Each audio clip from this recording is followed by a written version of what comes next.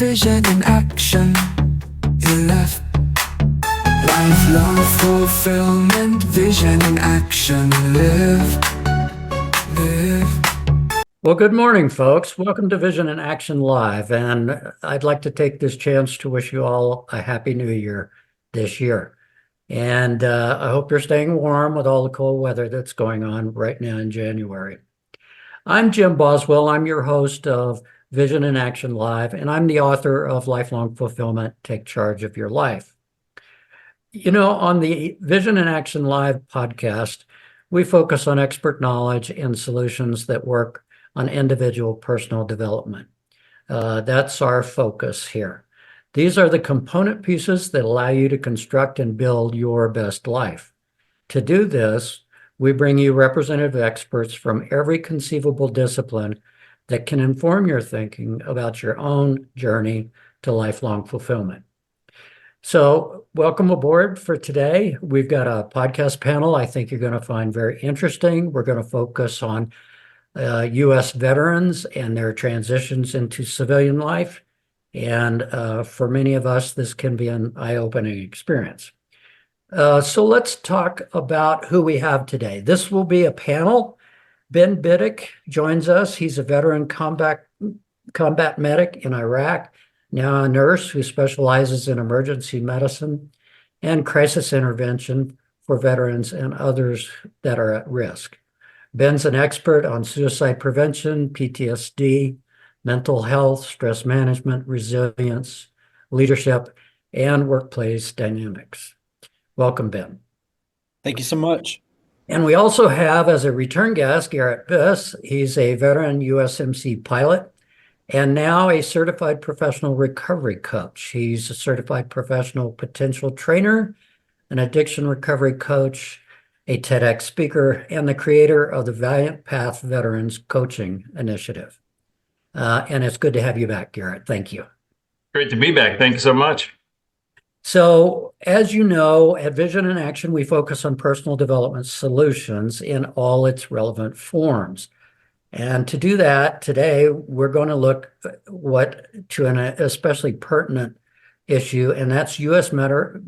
veterans and their families transitioning back to civilian life from active duty, and how their new vision gets established and put into action. So let's start with hearing what some authoritative figures tell us about veterans and also about the Veterans Administration at this point. So I'm going to share these with you from various experts, and then we'll have our discussion period. So let's talk about veterans returning. There's about 18 million veterans in the United States, of which about 9,000 participate in the VA. And I'm sorry, 9 million. Let me go back. 18 million total veterans, 9 million that participate in VA, and about 7 million of those that participate in VA actually get VA services. So that gives you sort of the layout. Veterans are a very small percentage of the overall population, without a doubt, maybe about 6%, if you will. About 250,000 men and women leave or retire from the U.S. service each year, to give you a benchmark of how many are becoming veterans. The overall veteran population is, however, shrinking relative to, in absolute terms, and also relative to our population. With that said, we want to look at what the VA is doing. The VA is an integrated health system designed to handle the specific needs of veterans, which includes exposure to toxins, traumatic brain injury, hypertension, post-traumatic stress syndrome, and so on. The eligibility to be in the Veterans Administration is dependent upon your length of service and having a health condition related to military service and one's income. They do needs testing.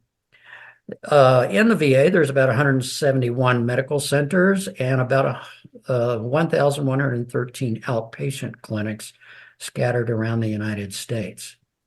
And the VA normally, at least back as I could get on current information, is that they spend about $15,000 per veteran who receives services. This is actually pretty close to the same thing that Medicare sees on the civilian side. And the VA is a fairly competitive channel for healthcare. Now, the VA spends about, well, their budget in 2025 is going to be $350 billion. And they had asked for another 12 billion, but pared that back to 6 to give you an idea. So incrementals to that budget are not going to be particularly large. They have 400,000 employees scattered across the United States.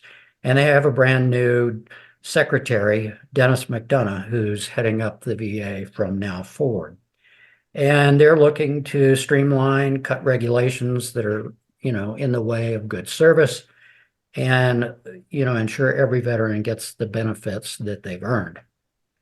With that said, 14.3 billion of that 340 billion is for transition services. So you want to remember that. That's kind of less than 5% of the overall spend. So the rest of it goes toward mainly medical and prevention of crises and the like.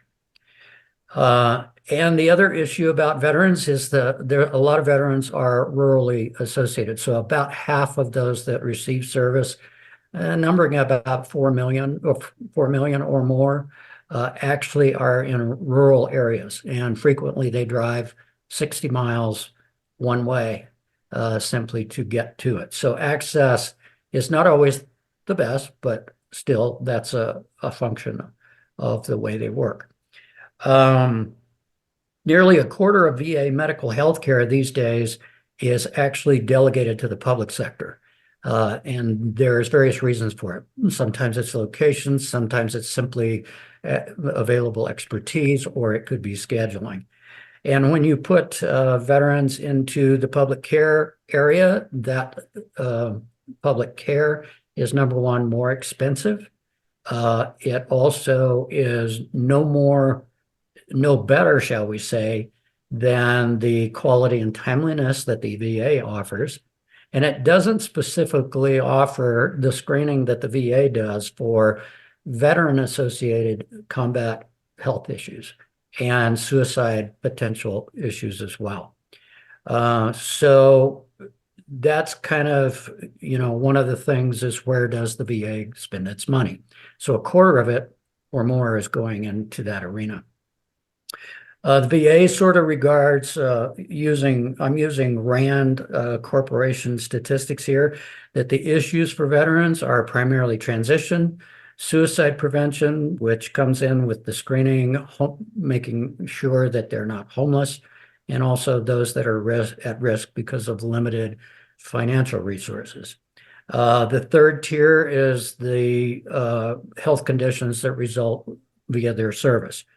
To give you a benchmark, over 1 million veterans have made claims under the PACT Act, which means that they have been exposed to toxic chemicals.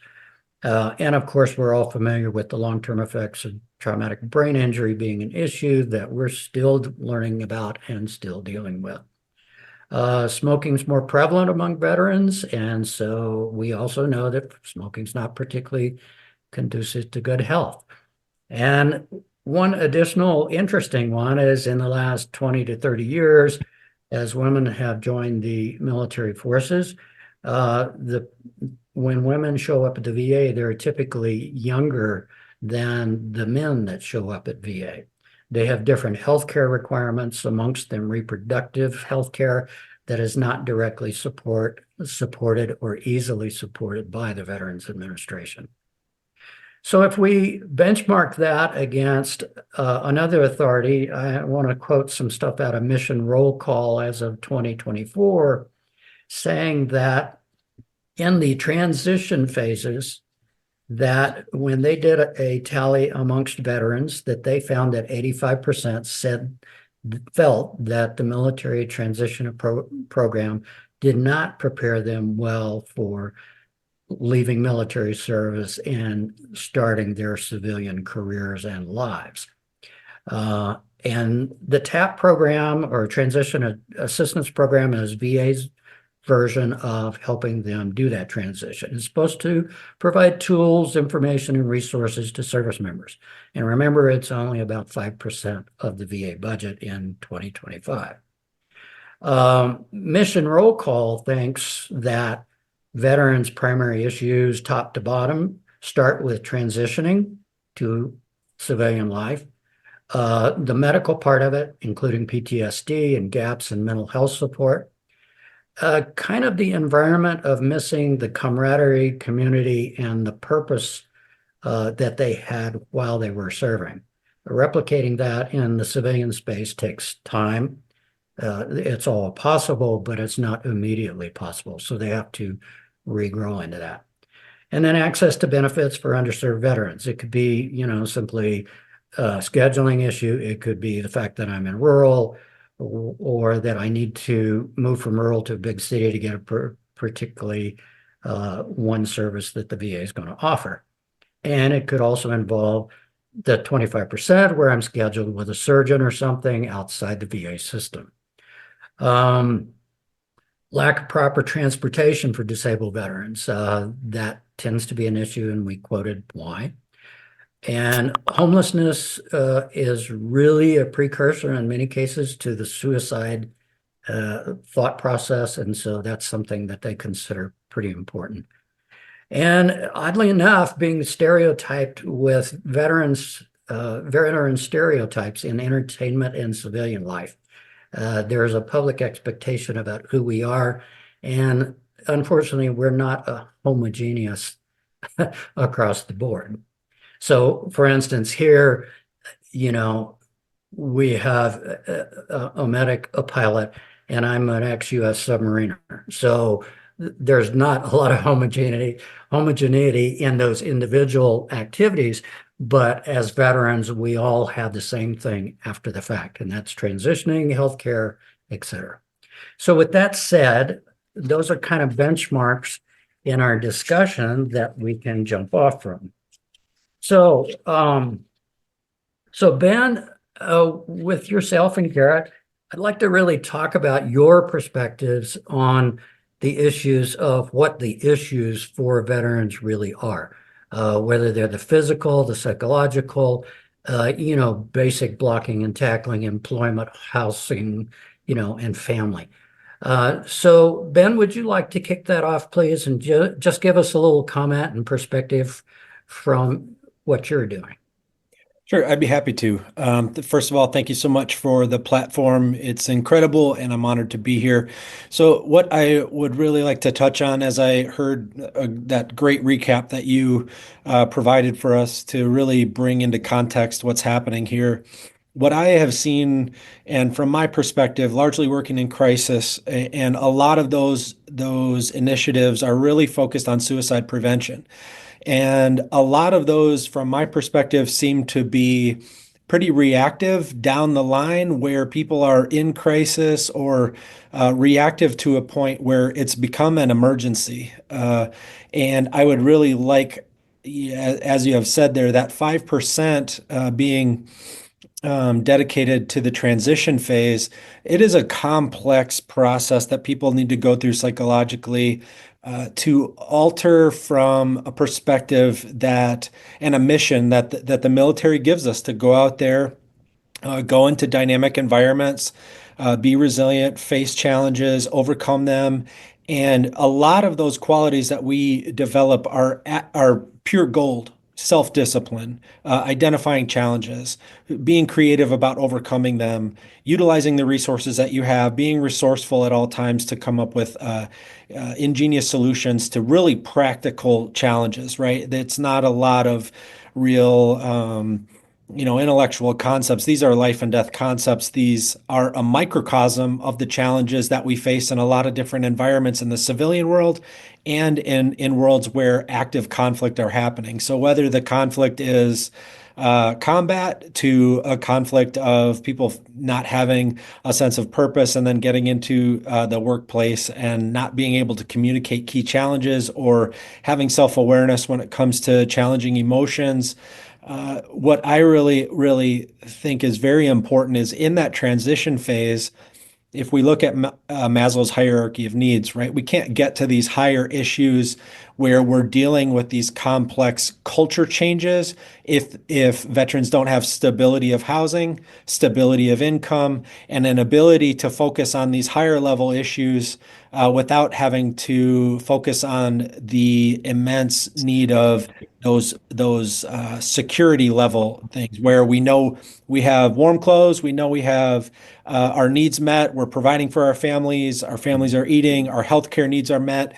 If there and the amount of bureaucracy that frequently goes along with government related programs or organizations, oftentimes and people become a number. Oftentimes, people's challenges get lost in the dust of statistics, information, especially in our information age, where we really neglect that one-to-one process that happens of focusing on people first, right? And we get data, we get all of these things, and oftentimes people get left in the process. And oftentimes, maybe some political messages are sent where we're solving these problems according to the data, but are we really? And I think it really looks at when we see a crisis situation where so many veterans are taking their own lives, the way I view that is we are doing what we're trained to do, solve key challenges, with sometimes violence. We're skilled at using firearms, which are very effective in causing key damage to our bodies.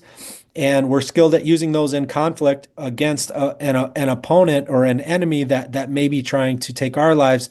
And so we are very good at using lethal tools.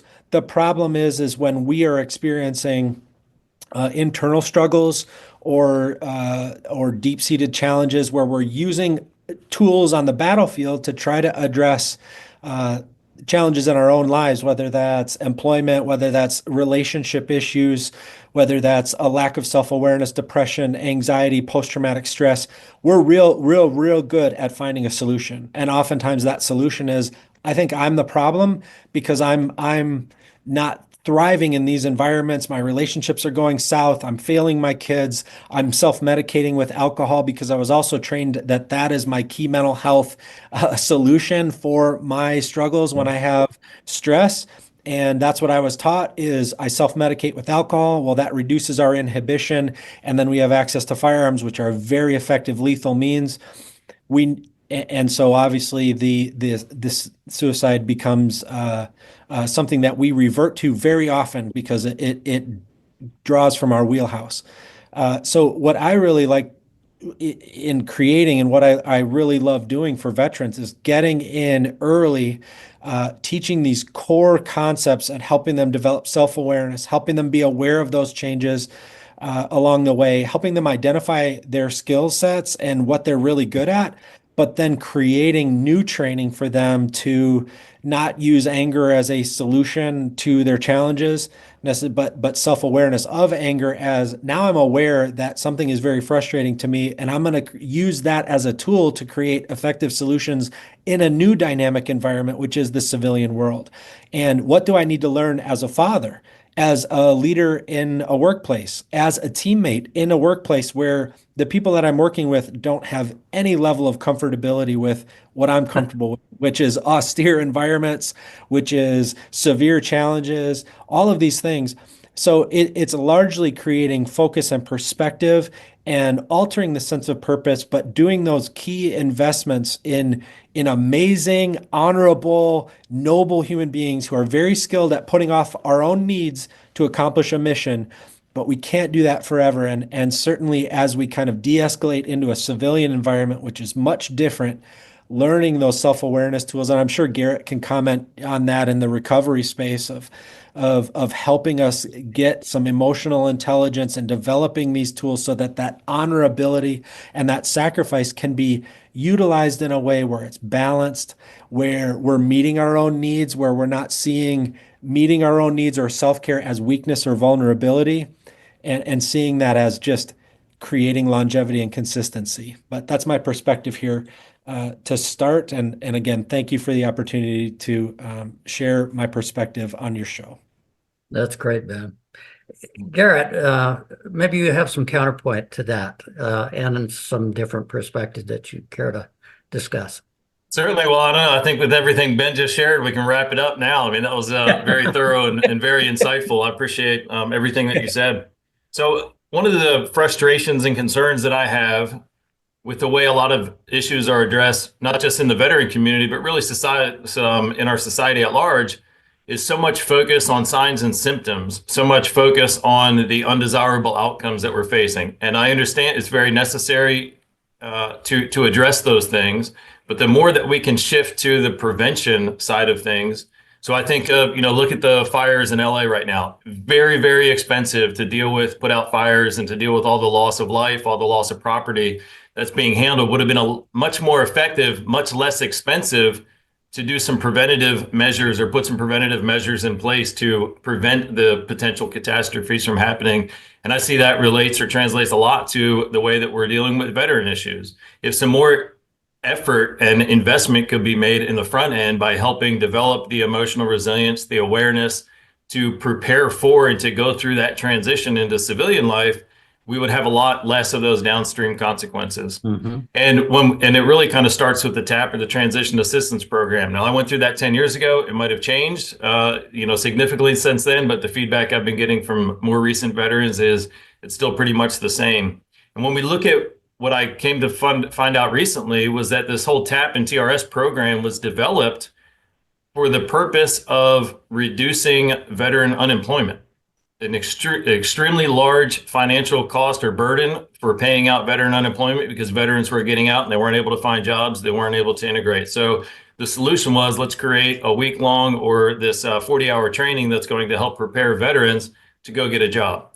Unfortunately, with that focus, I believe it puts a bias on this thought that all I need to do is get a job and get some money in the bank and this transition will be smooth.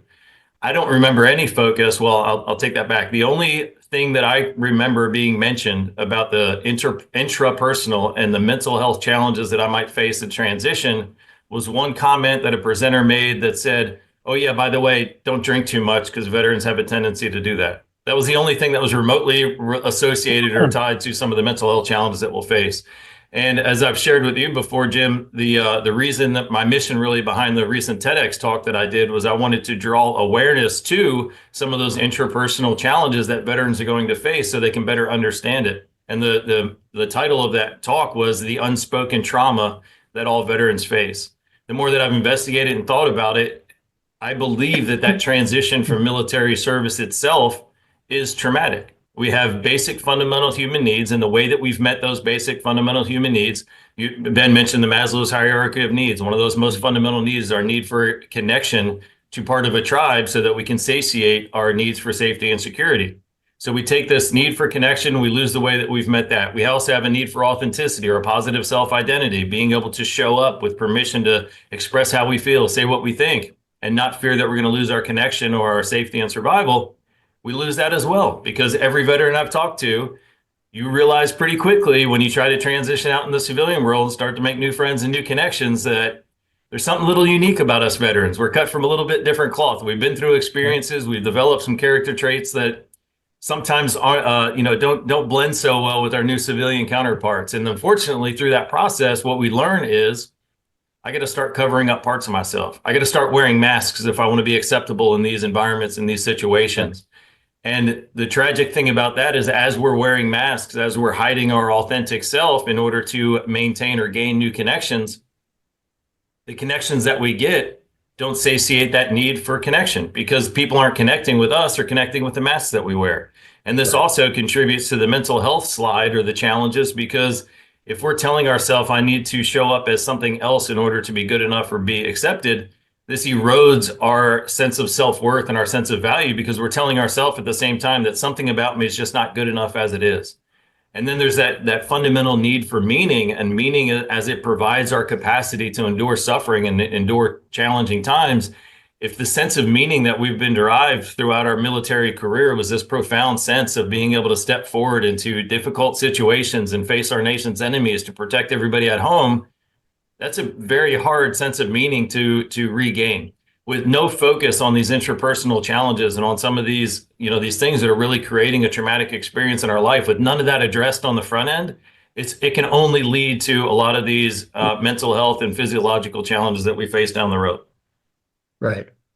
Well, and most vets join the service at a fairly young age, and nobody that I remember in the recruiting office talked about any of this at all, about the after effect of, oh, when you've done your 20, or when you decide your hitch is up, here's what your life is going to be about, or here's the advantages you have because of this. They might say, yeah, you're going to get some engineering experience that may be translatable, but they deal with the career side. Never said anything about the rest of it. In fact, it's classic that in the Navy, they said, if you wanted a wife and family, they would have given you one in your sea bag, That's right. So it seems like there's a front end problem, but then there's the back end problem.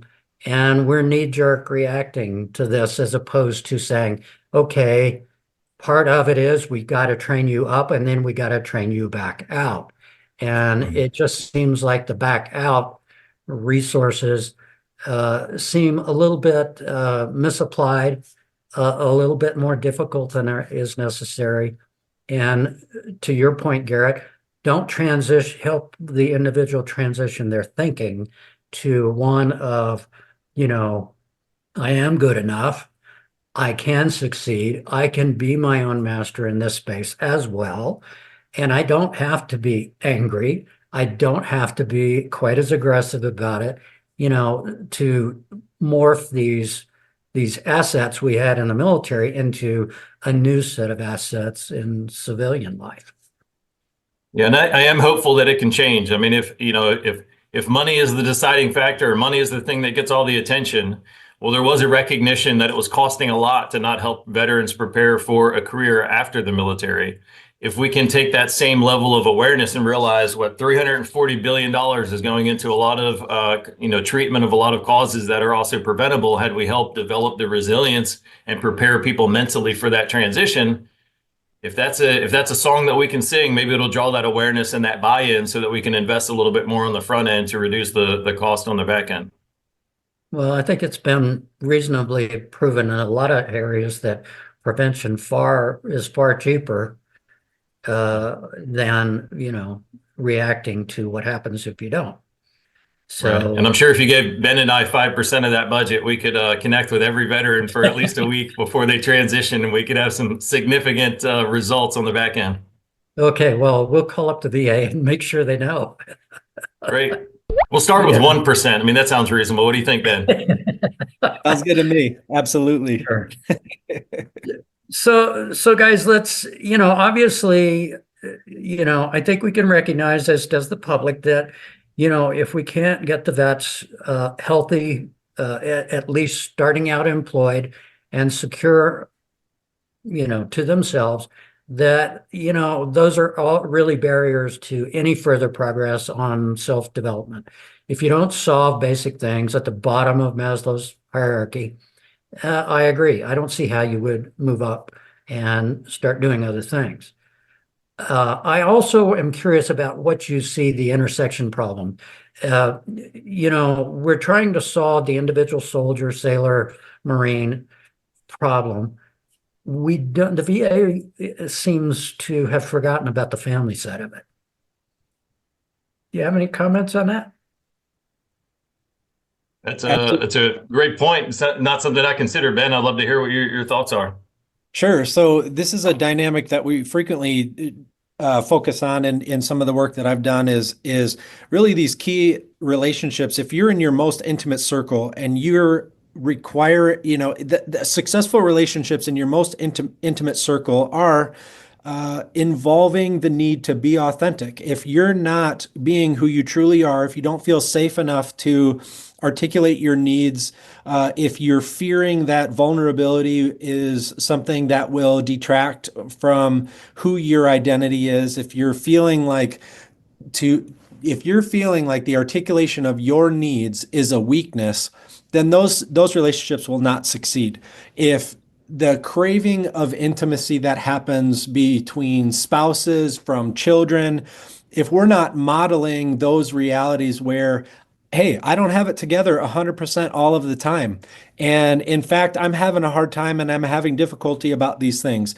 We're getting into that space where vulnerability and fear exists. And when we can't have those types of authentic conversations about things that we're dealing with, and we feel that stress of, I can't open myself to that because it makes me vulnerable. That's true on the battlefield. There's no time to have discussions about, I'm dissatisfied with the food I'm eating here in this hole because I'm locking and loading and I don't care if I have to eat, I'll eat when I can and when I have time. But that's not the recipe for success when it comes to raising healthy children, when it comes to having that resilience where, hey, AI has changed the dynamic of my entire workplace, and now I am going to have to adjust and potentially switch my career path.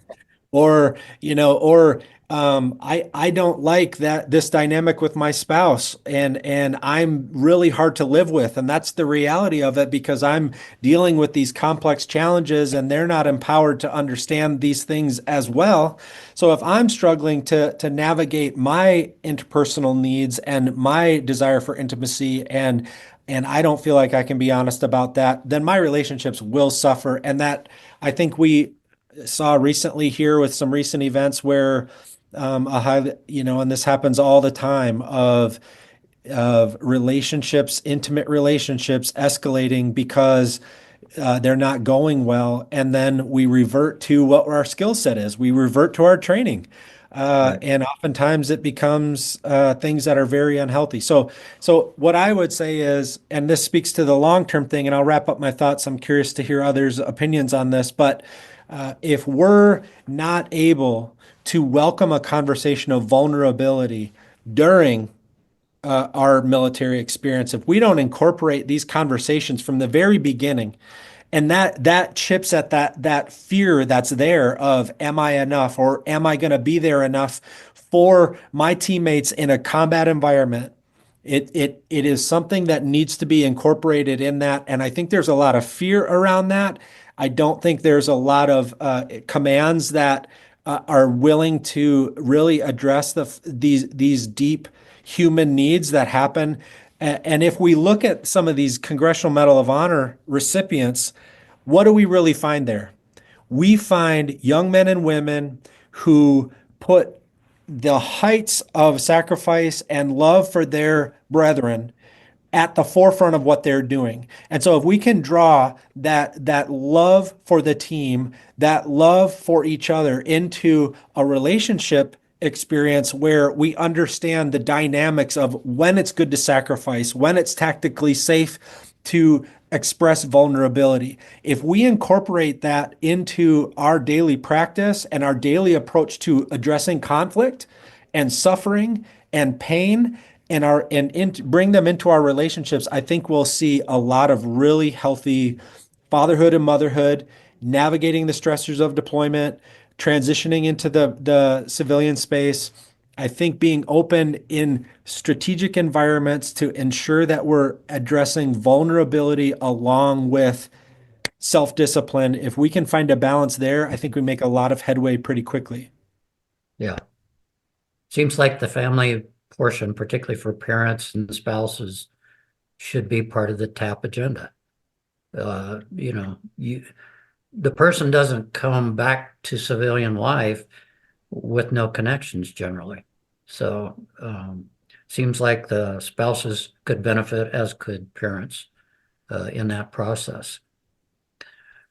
So with that said, how do you guys see the returning GI embracing things like growth mindset, self-determination, realizing that they can take the skill sets that they've used and, as Ben has pointed out, morph those into a civilian version that's very effective and very powerful.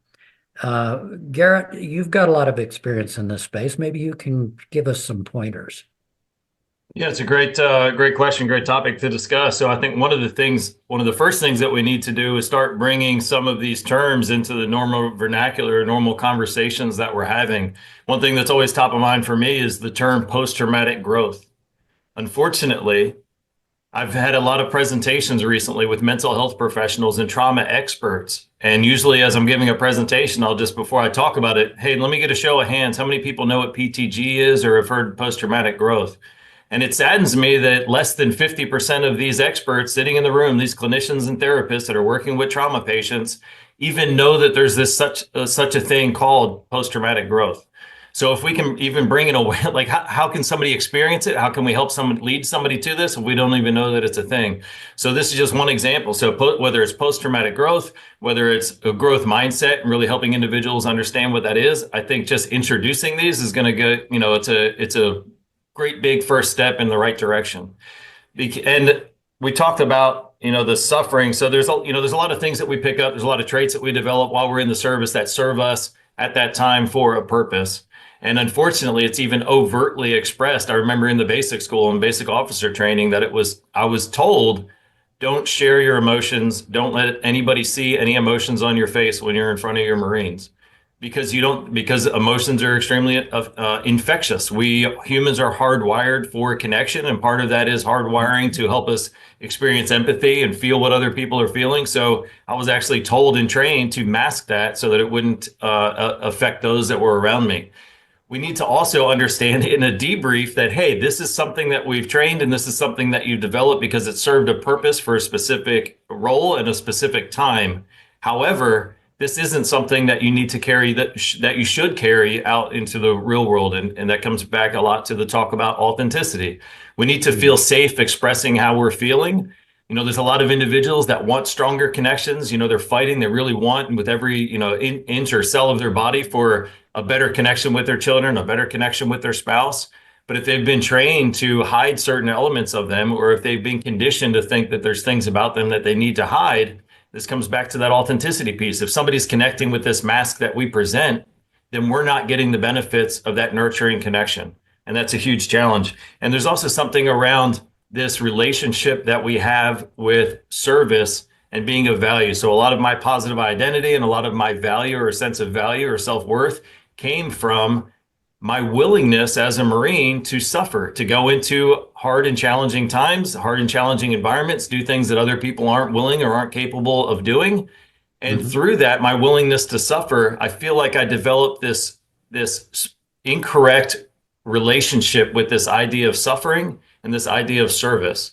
And in some ways, I felt that the greater I was willing to suffer, the greater the sacrifice I was willing to make, somehow that was related to a greater sense of service. And if my value as a Marine came from my willingness to serve my country, then it almost conditions us to think the more I'm willing to suffer, the earlier I get up, the further I run, the more I go without food, the crazier environments I go into. This is where my value is coming from. The challenge is if we carry this thought process out beyond the service into our civilian life or our veteran life, and we still think that there's something about our self-worth that is tied to the amount that we're willing to suffer and sacrifice, this leads a lot of veterans to taking on extra burdens and continuing to suffer, feeling like maybe if I just suffer a little bit more, I'll get a sense of that value back. And this is a tremendous barrier for veterans even raising their hand. I mean, I look at the enrollment rates in the VA, and I think this is one of the major reasons. There's a lot of veterans that come out and they think, I don't need the VA. I'm not as messed up as some of those other guys. That's for somebody else. And they don't recognize, or they're not able to recognize at the time, the many ways that they've been affected and the many challenges that they're going to deal with because of their service. So I think that's another barrier. And maybe that's something that we can just continuing having conversations like this, talking about terms like post-traumatic growth, the ability to have a positive outcome or a positive change in your life, not despite a trauma or despite a stressful experience, but because of that stressful experience. And then this the growth mindset, this recognition and acknowledgement that who we are today isn't who we're going to be tomorrow. The skills and the talents and the things that we're good at today doesn't mean that those are fixed variables. Those things can change and they can evolve and develop. And we need to really incorporate that or drive that into the minds of individuals that are transitioning. Right. So let me insert a question to the two of you right here. So you're basically singing pretty much the same song. I'd say you're kind of almost in violent agreement. And so if this is true and this is recognized by veterans organizations, and number one, first question is, do they recognize it and do they articulate it? The second question is the VA and our representatives and our government listening? In other words, every veteran is a citizen, every one of them. So how is it that the conversation we're having isn't being effectively represented to the people who make the budget decisions, decide how much TAP gets versus other things, the decision about farming out instead of fortifying VA access and services to put it into the private sector, where this awareness we're talking about, as Garret so aptly put, it's not there. So what's your opinion? Are we missing it in the communication chain or something else that I don't understand? I'd be happy to weigh in on that a little bit. And Garret, unless you have something you'd like to take off on. So I think, go ahead. Go ahead. All right, Ben, I'll take it and then I'll pass it to you. Sure. One of the challenges that I think these things are being expressed, unfortunately, I fear that they're being drowned out by another message about veterans. So one of the challenges that we face as a veteran community is that we have a very bad brand. There's so much volume and so many voices out there talking about the needs of veterans, the trauma that we face, the challenges that we're facing. My last count, I understand there's more than 43,000 nonprofits that are focusing on veterans issues. And the consequence of that, there's 43,000 voices out there that are vying for dollars, and they're using emotions of individuals to try to get these dollars. So there's a lot of voices and a lot of noise out there about how we're broken, about how we need help, about how we need services. And that's a great thing. I think that we need that funding. We need these nonprofits to be able to do what they're doing. Unfortunately, they're drowning out the conversation about how Marines are resilient, how Marines do have value, how Marines can grow.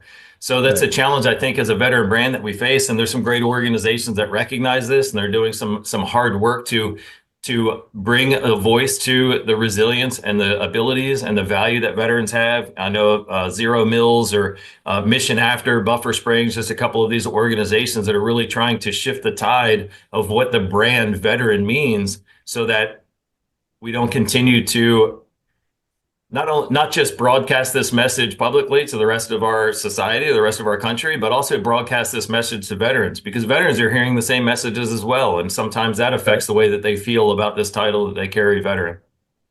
Yeah. Ben. Yeah.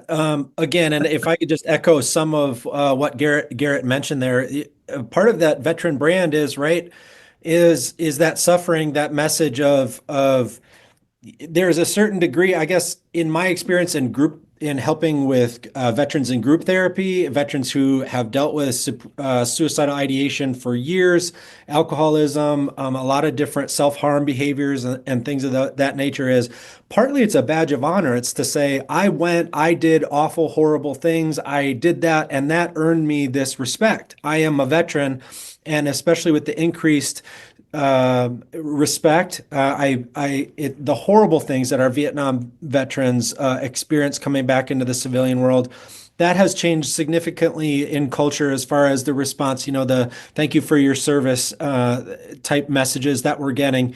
But to be, and in some of these group therapy dynamics, where in helping veterans navigate all of these culture shifts is part.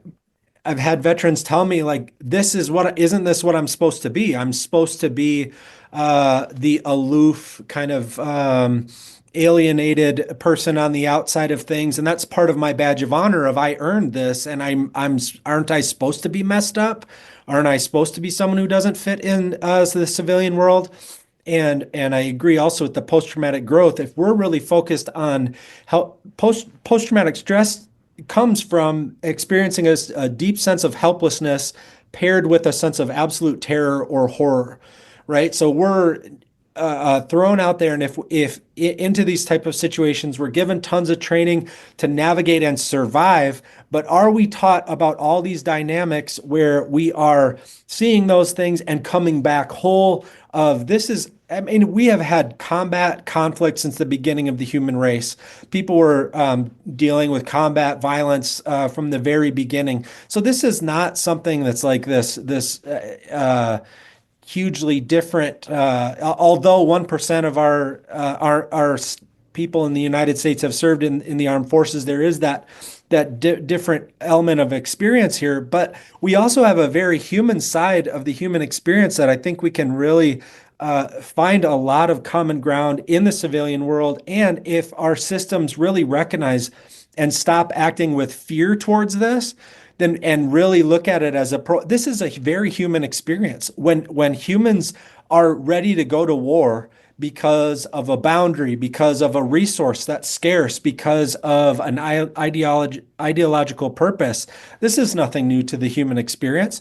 So let's draw from that. And it's a microcosm where we can mine gems and very honorable, noble, sacred concepts out of to help our civilian world deal with challenges, and where oftentimes in different sociological environments, those who went to war and came back, there was a reverence, right? And that's to a certain degree what we're experiencing in the United States. But it needs to be in this, I think there needs to be common ground that's found, like certain things that have happened that I have absolutely loved being a part of and have been cathartic for veterans. Speaking to Garrett's comments there about that sense of that sense of suffering, or that sense of awareness about suffering that we're experiencing, it keys us into, we see it.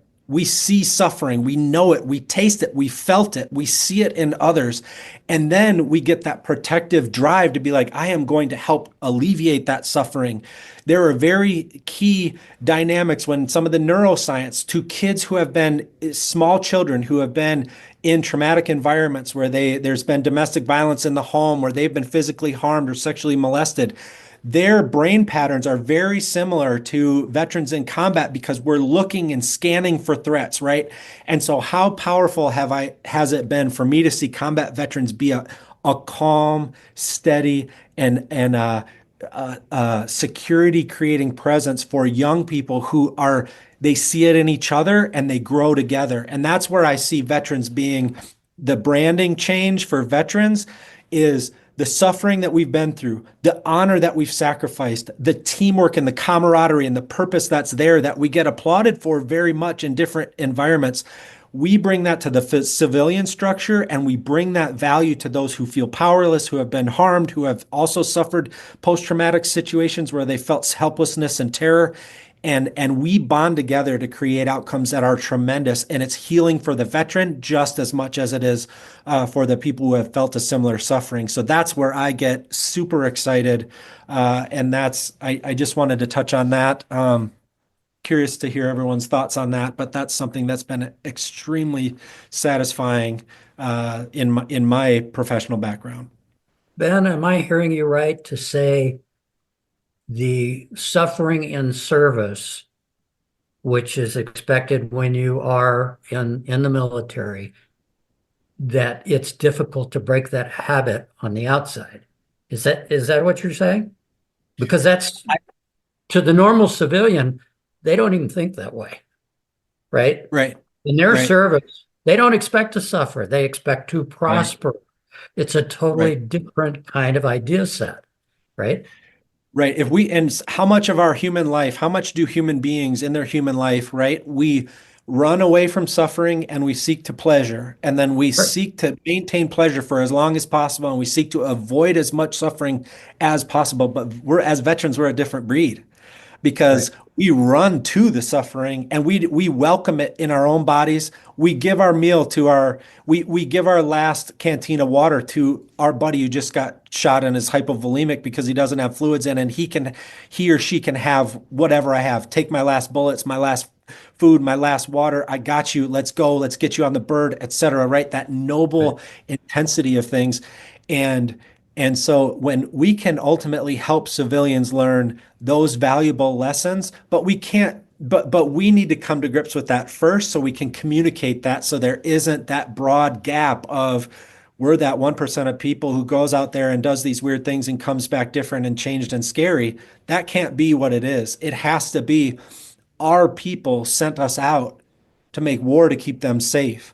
And now we're coming back. We've learned valuable lessons, and the gold of what we've experienced, we are going to share that with you so that we all heal and grow, and that our entire populace is then thriving.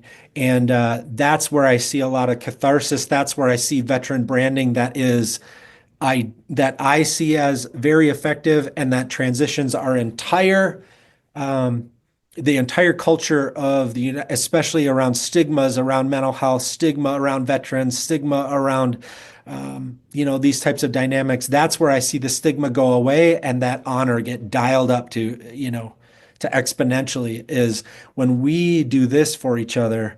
Then we have that deeply human experience that grows us all, and we get into some pretty sacred places where there's bonds of connections instead of barriers to connecting. Right. The other thing too is, I keep hearing this every time I talk to anybody, essentially about personal growth, is when it comes to veterans, you know who veterans trust? They trust veterans, right? There is our connection to the civilian world sort of gets broken because we choose to do what we do. And if we can't take, the sacrifice and service mentality and at least explain it, and then, get the recognition or the respect for that, but then move on to something different that's about, I don't have to sacrifice quite so much. Okay. I've done my thing. And I now have a charter to take care of myself, my family, my children. And that's a different challenge where, yeah, there's sacrifices, but they look different, It's not quite so much about survival. And so I think that's the area each of us is trying to articulate and have exposed. We're part of that 43,000, organizational voices trying to say, let's change our approach so that this community can prosper. I love it, Jim. And there's this idea that always comes to mind. You're talking about our inability to connect with civilians in the same way that we can connect with veterans. And somebody shared with me recently, that's why they have the term veteran. That's why they don't call us civilians, because we'll never be a civilian. We're always going to be a veteran. We're always going to be a little bit different. And something that Ben touched on, I think, is so critical. What I understand is the intersection between whether somebody is going to make a left and go towards post-traumatic stress disorder or post-traumatic stress, or whether they can make a right turn and go towards post-traumatic growth. The deciding factor, the deciding ingredient there is our sense of meaning, our meaning around why we experience what we experience and what it means for us. And Ben, when you were talking about the vigilance that we develop, this ability and willingness to suffer, if we understand that that has meaning in our life moving forward because it's developed certain capacities and certain abilities in us, then we can leverage that meaning and say, okay, these are some consequences, or these are some results of what I've experienced, what I've gone through, what I've been trained to do. And the meaning for that was it's helped prepare me for the future. If the meaning that we take from that is that I'm always going to be broken, I'm always going to suffer, then that's the path that it's going to lead us down. But if we can recognize and acknowledge that meaning, like this meant something in my life because this is how it's prepared me to use these things that I've developed to move in a positive direction. That's the thing that can allow us to take that off ramp and move toward the post-traumatic growth. Great, great. Well, gents, I appreciate you joining us today. This has been great, a really dynamic panel, and I appreciate your perspectives on it. Ben, if people need to reach out to you, where are you? How do they reach you? Sure. My name is Ben Biddick. I am from the Madison, Wisconsin area, but I do business across the United States and um, and occasionally beyond. But I have a variety of ways that I serve right now. I have, as mentioned, I have a nonprofit that deals with integrating tech with wellness and education, and using a lot of biometric data. That's something that this space that I've been working on intensely lately. I also have a for-profit business called humancapital.vip. And then you can reach all of those, all the things that I'm doing, a bunch of different podcasts and different media content, things like that. You can reach at benbiddick.com, BIDDICK.com. Great. Garret, how about you? So a couple of things I'm working on. So I work with veterans that have struggled with addictions in their past through recovery coaching specific to the veterans' needs. And also I'm right now I'm working on taking a lot of what I've developed and what I've learned is extremely helpful at developing resilience and helping somebody live into their potential. I'm taking that to veterans in the workplace. So I want to take this into companies to help veteran employees show up as better versions of themselves so that they can provide, for one, and what I'm most worried about is experience a better version of their life. You know, anybody that raised their hand or stepped forward in service of our country really saddens me if they're not experiencing their full potential or gaining all the joy and happiness and fulfillment in their life. So with individuals in recovery or veteran employees that maybe just aren't showing up as the best versions of themselves, that's where my real focus is right now. If anybody wants to reach out to me, GarretBiss.com is a great place to do it. And I do have a resource, I might have shared it on your podcast before, but something I'd like to offer to any listeners, whether you're a veteran or not. I have a real simple program. It's called The Warrior Reset. And what it is, it's 4 of the most efficacious and helpful practices, daily practices that I found over the last 10 years. And it's offered to veterans or warriors to go through that and experience some of these. And if you go to thewarriorreset.com, you can get free access to that. And I'll guide you through 4 daily practices. You can do all of them together in less than 15 minutes a day. So if you're feeling stuck, you feel like you're out of alignment somewhere, or if it's the beginning of a new year and you just want to make sure that you're showing up as the best version of yourself, this is an extremely powerful way to do it. Great. Great, gentlemen. Thank you so much for joining us today. Very insightful. Have a happy 2025, okay? Thank you so much, Thank sir. you too. I appreciate you. Bye, guys. So thanks very much for joining us today. And I want to thank our guests, Ben Biddick and Garret Biss, for their perspectives. It's really very unique. And so we're glad you joined us today to see what that was all about. And we hope you got some answers to some questions, even if these were maybe new questions. So just to recap, Vision in Action Live podcasts focus on interviews with subject matter experts like the ones we had today, and people that lead self-directed lives so that you personally can see what others can accomplish toward personal development. So if you follow these solutions and look at lifelong fulfillment overall, we think you'll find that these are dependable resources. So you can check these out, their newsletters, podcasts, and extensive reference materials at lifelongfulfillment.com. All of it's free to you. Feel free to use it. You can find us on Facebook, LinkedIn, YouTube, and your favorite podcast channel, and now on KFRED Internet Radio. I'm Jim Boswell. I'm your host. You can reach me at jim@lifelongfulfillment.com as well. And just so you remember, till next time, a positive growth mindset demands action. Have a great weekend, folks. Lifelong fulfillment, vision in action. You left